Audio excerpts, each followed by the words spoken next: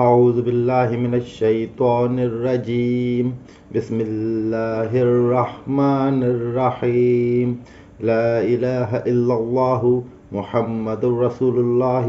صلی اللہ علیہ وآلہ واصحابہ وبارک وسلم اللہم صلی علی سیدنا محمد النبی الامی وعلی آلہ واصحابہ وبارک وسلم استغفر اللہ الذی لا الہ الا هو الحی القیوم واتوب الیہ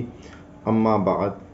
تمام دوستوں کو السلام علیکم ورحمۃ اللہ وبرکاتہ۔ حضرت عثمان بن عفان رضی اللہ عنہ سے مروی ہے کہ حضور نبی اکرم صلی اللہ علیہ وسلم نے فرمایا،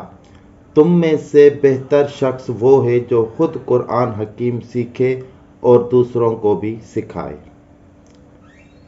اور ایک روایت میں ہے کہ حضور نبی اکرم صلی اللہ علیہ وسلم نے فرمایا،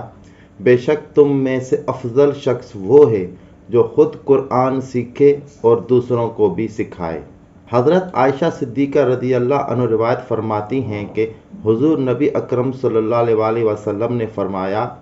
قرآن مجید کا ماہر معزز و محترم فرشتوں اور معظم و مکرم انبیاء علیہم السلام کے ساتھ ہوگا، اور وہ شخص جو قرآن پڑھتا ہو لیکن اس میں اٹکتا ہو اور پڑھنا اس پر مشکل ہو، اس کے لیے بھی دگنا اجر ہے۔ حضرت ابو ہریرہ رضی اللہ عنہ سے مروی ہے کہ حضور نبی اکرم صلی اللہ علیہ وسلم نے فرمایا، حسد رشک تو بس دو آدمیوں سے ہی کرنا جائز ہے۔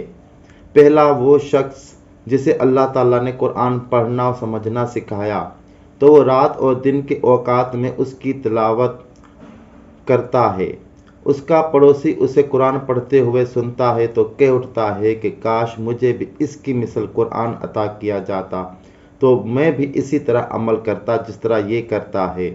اور دوسرا وہ شخص جسے اللہ تعالیٰ نے مال بخشا ہے اور وہ اسے اللہ تعالیٰ کی راہ میں صرف کرتا ہے۔ دوسرا شخص اسے دیکھ کر کہتا ہے کہ کاش مجھے بھی اتنا مال ملتا جتنا اسے ملا ہے تو میں بھی اسی طرح صرف کرتا جس طرح یہ کرتا ہے۔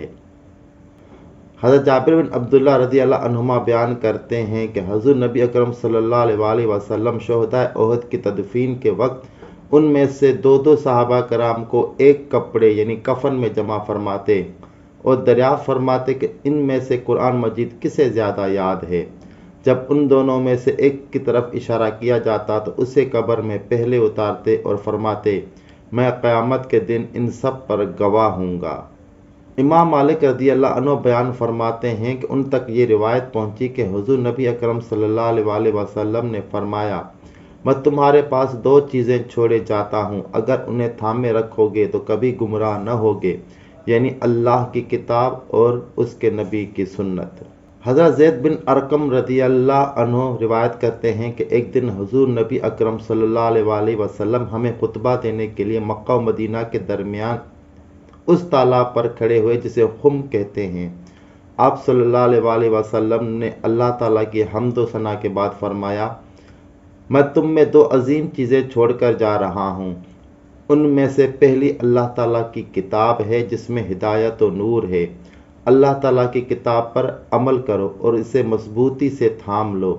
پھر آپ صلی اللہ علیہ وسلم نے کتاب اللہ کے احکامات پر عمل کرنے پر ابھارا اور اس کی طرف ترغیب دلائی، اور پھر فرمایا، دوسری چیز میرے اہل بیت ہیں، میں تمہیں اپنے اہل بیت کے متعلق اللہ سے ڈراتا ہوں، میں تمہیں اپنے اہل بیت کے متعلق اللہ سے ڈراتا ہوں، میں تمہیں اپنے اہل بیت کے متعلق اللہ سے ڈراتا ہوں۔ انہی سے مروی ایک روایت میں ان الفاظ کا اضافہ ہے، یہ اللہ تعالیٰ کی کتاب ہے جس میں ہدایت اور نور ہے، جس نے اس کتاب کو مضبوطی سے تھام لیا اور اس کے احکامات پر عمل کیا وہ ہدایت یافتہ ہوگا، اور جس نے اسے چھوڑ دیا وہ گمراہ ہو گیا۔ ایک روایت میں ہے کہ آپ صلی اللہ علیہ وسلم نے فرمایا، سنو میں تم میں دو عظیم چیزیں چھوڑ کر جا رہا ہوں، ایک اللہ کی کتاب ہے جو اللہ کی رسی ہے، جو اس کی اتباع کرے گا وہ ہدایت یافتہ ہوگا، اور جو اس کو ترک کر دے گا وہ گمراہی پر ہوگا۔ حضرت عبداللہ بن عباس رضی اللہ عنہ سے مروی ہے کہ حضور نبی اکرم صلی اللہ علیہ وسلم نے فرمایا، وہ شخص جس کے دل میں قرآن کریم کا کچھ حصہ بھی نہیں وہ ویران گھر کی طرح ہے۔ ہر عبداللہ بن مسعود رضی اللہ عنہ سے مروی ہے کہ رسول اللہ صلی اللہ علیہ وسلم نے فرمایا، جس نے اللہ تعالیٰ کی کتاب سے ایک حرف پڑھا اس کے لیے اس کے بدلے میں ایک نیکی ہے، اور یہ ایک نیکی 10 نیکیوں کے برابر ہے۔ میں یہ نہیں کہتا کہ الف لام میم ایک حرف ہے، بلکہ الف ایک حرف ہے، لام ایک حرف ہے اور میم ایک حرف ہے۔ وآخر دعوانا ان الحمد للہ رب العالمین۔